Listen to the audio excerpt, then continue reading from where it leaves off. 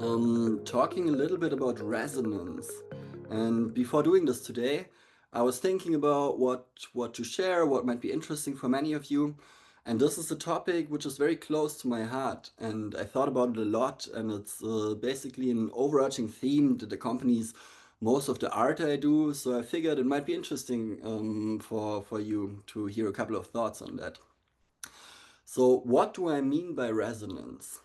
Or the question I often ask myself is why do certain visuals, artworks, or concepts resonate with people while others don't?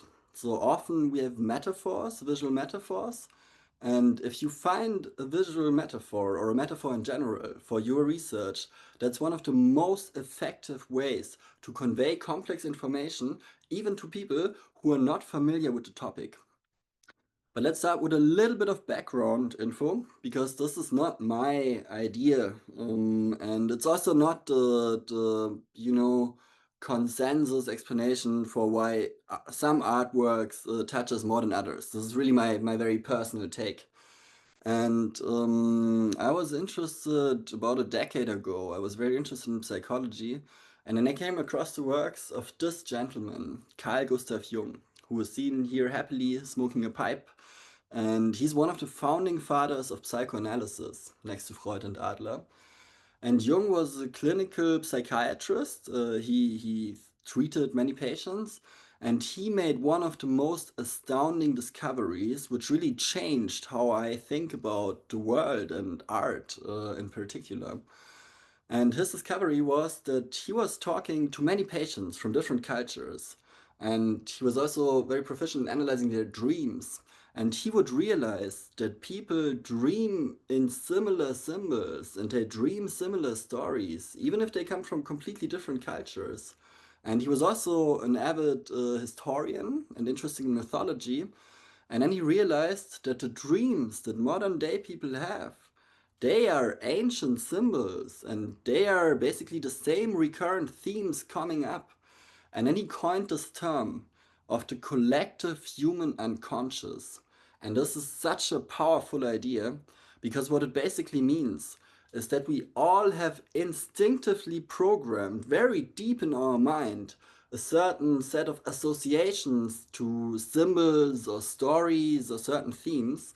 And these are not random, these are actually a consequence of our evolutionary past. And every human being on planet Earth, no matter what culture you come from, will respond instinctively to certain ideas because we are pre-programmed to do so. Now, classic symbols that resonate with everyone are, for example, the sun or the moon. Every culture that has ever existed has a special narrative or gods when it comes to the sun or the moon. The elements, water, fire, wind, earth, are another example of something that deeply resonates with us. If you think about fire, fire has been important for what, at least 500,000 years, maybe even longer. So no wonder that it has been imprinted into our mind to react to fire in a certain way. It just catches our attention. Or another nice example are dragons. Dragons are basically mythological creatures and they are abstract predators if you want. So they have scales like a snake or a lizard. They breathe fire. They have claws like a predatory cat. And they have wings like a predatory bird. So they are ultimate abstract predators. And many different cultures, independent of each other, have created the concept of dragons. It's not really an invention, it's more of a mirror of our soul. So why am I telling you this? Because this is nice, but it's not really scientific, is it? The reason is that in science we use metaphors, and some of the very successful ones, they really hit home. For example, the tree of life, what I'm showing here. This is a beautiful way to explain the concept of evolution to anyone, even to a fifth grader who never heard of biology before. Because this idea of a tree with different branches, it has one stem and branches out, it just describes the concept of evolution so well that everyone knows this metaphor and it really works. It does a marvelous job at explaining the idea of lineage and one common ancestor to people. Another classic one bit corny, but the powerhouse of the cell. So I think probably every eighth grader around the world who had biology couldn't escape this metaphor that mitochondria are the powerhouse of the cell. And I wouldn't advise you to use it because it's a bit too obvious, but this is something that, sticks to everyone's mind because it's just so illustrative of what's going on. And finally, we have here a blueprint of a complex machine, and that's often described, DNA is often described as the blueprint of life, which means that basically if you have a code in DNA, you have the information there, but the real thing is not really there, but all the information is there. So these are classic metaphors from science or science communication that everybody knows, and they are, doing a great job and conveying this complex concept. But maybe now your personal science that you want to communicate to people is not that obvious, or it might be a bit harder to find a metaphor that works. So I figured I'd share a couple of examples from my own work about metaphors and how I arrived there. And I would round it off with some tips how you might also arrive at a nice metaphor for your research. So here is a cover I did almost 2 years ago.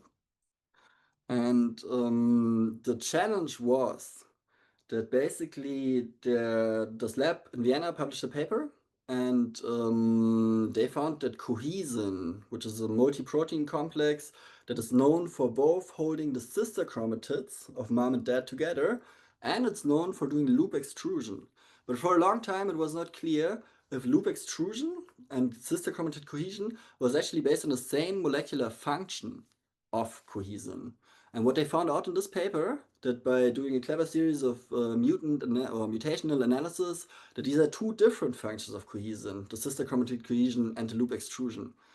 So we were thinking about how could we represent this concept, and then we arrived at at the idea of using this two-faced Roman god, Janus. So Janus, January is named after him. He's the god of two faces, one of the most major deities in Roman mythology. And besides having two faces, he's also the god of passage. So it fits really in multiple angles here. And on top of that, the PI from the lab I illustrated this for was called Jan, so it was not terribly hard to convince him of Janus being a cool concept for the cover. And what I love about it is that it immediately conveys this idea of the dual nature of things. And you don't even have to be into Roman mythology. Many different cultures have two-faced gods. So basically, this is a deeply resonating image of something that has brings this dual nature to the table or has two faces. And a couple of other examples from my work was here we did a cover for a paper which was about genome compaction in sperm. And the metaphor we chose was origami, so an everyday object. Everyone can relate to origami. And what do you know origami for? It's this intricately folded thing. It's not crumbled or so, it's folded very, very precisely with intention to yield this magnificent structure, which here in this case would be the genome in male germ cells or in sperm. So that was an everyday object metaphor. Here this was a cover suggestion for Nature. Unfortunately, they didn't pick it. So getting the cover published in Nature is almost as hard as getting a paper published in Nature.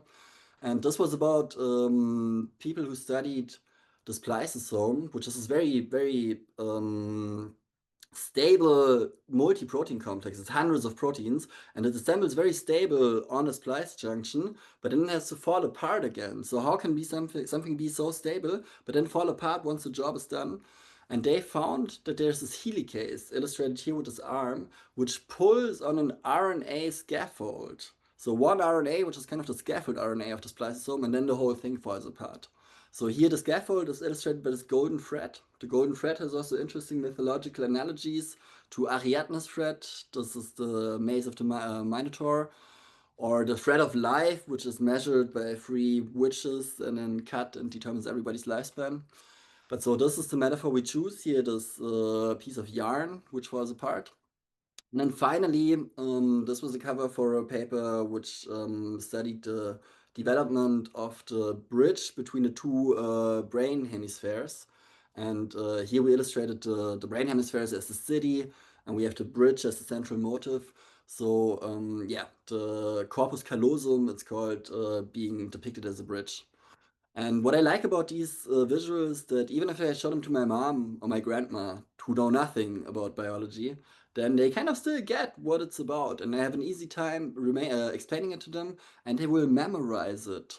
Because whenever you see an image like this and you hear the story, then it resonates with you emotionally and also with your memory, and you will not forget what you hear whenever this image will be imprinted in your brain. So, when it comes to your research, how to find a good metaphor, I suggest that you can start with listing a set of key features of your concept.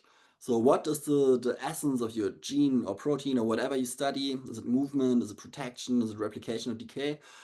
Try to find these key features and then pick one or two. You don't want to overdo it. You want to have one strong take home. And then think about parallels from nature, from culture, from everyday life. Everyday objects work very well. Mythology is a great one, even though scientists tend to be not very religious. But if you find a mythological analogy, mythology is essentially stories that people told each other for thousands of years. So it has been tested by time for this being a story that resonates. And then when you have something, try to see, does it make you feel something? Show it to someone. Do they get the idea? Would a non-scientist get it? Sometimes in the process you have these obvious ones. So if it's too cliche, it's a bit boring. I would suggest to go something which is not, crazy obvious. Try to be a bit creative. And then at the end, when you visualize it, which you don't have to, a good metaphor can also work in spoken form. Then you can use existing imagery from stock databases, or you can create your own images. Take a photo, do a painting, do a sketch. So there are really many, many possibilities. And if you succeed, then basically what you do is you don't just create a metaphor, you manage to make complexity feel simple, because this is at the end what metaphors are about. They are shortcuts to make complexity feel simple and to make ideas resonate with people who don't know anything about the subject. And yeah, I hope that was interesting, and maybe you had some ideas for what you could come up with for your own science. Um, and with that, thank you for being here. I'm very excited to see what the next speakers are going to talk about. And without further ado, I'm gonna hand it over to Saki, who's also from Vienna, like me. Saki, oops, studied biotechnology and then worked in the biotech industry. And now she's doing a lot of cool stuff and really different stuff. It's about fashion, upcycling. I think she's also a musician. But I'm not going to spoil it, but just going to hand it over. And yes, thank you very much for listening. Looking forward to a cool session.